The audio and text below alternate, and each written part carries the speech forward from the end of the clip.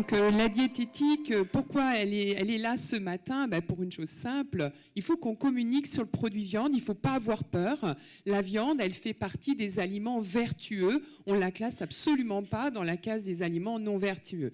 On va laisser ça pour le Nutella, les aliments moins vertueux.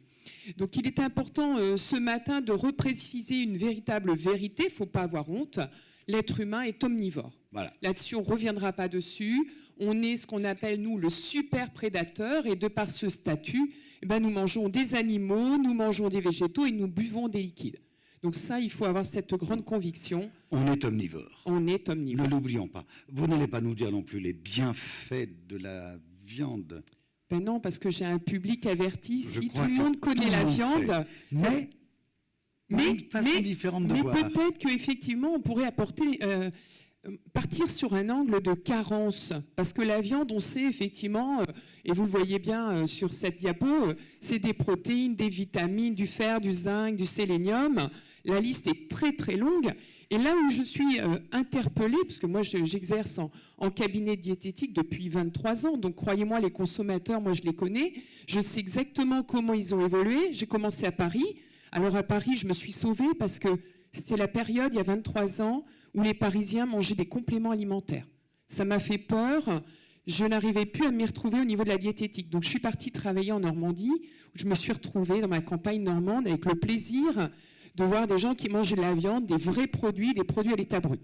Donc plutôt que de dire, votre idée, plutôt que de dire la viande c'est bon parce que... Si vous ne mangez pas de viande, vous allez manquer de... Exactement. Manquer de protéines. Alors, donnez-moi l'ordre. J'y arrive parce que à Alençon où j'exerce, les compléments alimentaires sont également arrivés. Donc j'ai vu arriver comme ça des consommateurs qui, lorsqu'ils venaient au cabinet, me racontaient j'ai pris des poudres de protéines, j'ai pris des acides aminés parce qu'on m'a dit que ça faisait pousser les cheveux. J'ai pris une crème à base de zinc parce que c'est un cicatrisant. Voilà. Donc, et quand j'ai listé tout ça, parmi les 20 compléments alimentaires les plus vendus en France, il y a 8 nutriments qu'on retrouve dans le produit viande. Lesquels? La B12? Tout ce qui est noté ici, effectivement, le fer, la vitamine B12. Voilà. Et vous m'avez raconté hier, on s'est rencontrés hier, il y a en plus de la protéine, du fer, du zinc, du sélénium, du B12, B3, B6, etc., du collagène. Du collagène. Alors ça, c'est... Ça se trouve où d'abord? Vous êtes dans le secret des dieux. Le collagène, je ne sais pas pourquoi, mais la profession en est complexée de son collagène dans la viande. On en trouve partout dans l'animal, on en trouve partout dans l'organisme humain. Il y en a dans la peau, il y en a dans les tissus conjonctifs, les ligaments, les tendons. Et la population se plaint énormément de ces problèmes articulaires. Ah, d'accord. Alors, savez-vous ce qu'ils font les consommateurs aujourd'hui? Ils achètent de la poudre de collagène. Pour la peau, pour l'élasticité de la peau, ils achètent des crèmes de collagène alors qu'on en a dans la viande. Donc, si je prends du collagène, il n'y a pas de rhumatisme, c'est ça? Je retrouve où le collagène? Alors, le collagène, on va le retrouver partout dans l'animal. Et là où c'est intéressant, c'est que l'industrie agroalimentaire a tendance à aller chercher tous les morceaux de l'animal.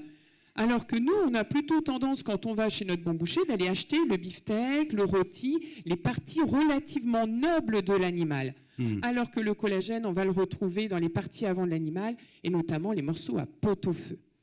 Voilà. D'accord. Donc, pot-au-feu, pas de rhumatisme. Le collagène, c'est bon pour la peau aussi? Exactement, ça participe à l'élasticité des tissus. C'est vraiment un élément majeur de la reconstruction cellulaire. Donc c'est quelque chose qui est important. Alors une petite façon de préparer ce collagène, il faut que ce collagène soit hydrolysé. C'est-à-dire qu'il faut qu'il ait supporté des hautes températures. Oui, voilà. En français...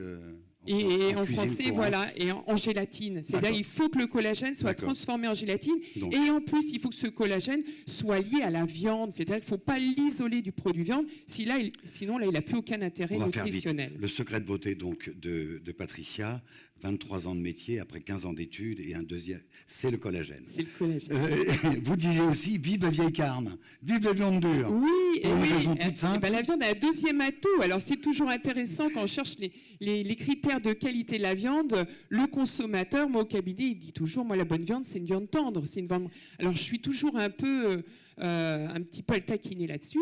La viande, c'est aussi des fibres d'origine animale, qui sont des fibres élastiques, des fibres que l'on doit mastiquer. Et cette mâche qui est liée à la viande est j'ai envie de dire, est extrêmement précieux, puisque la mastication, il faut l'initier très jeune dans l'apprentissage.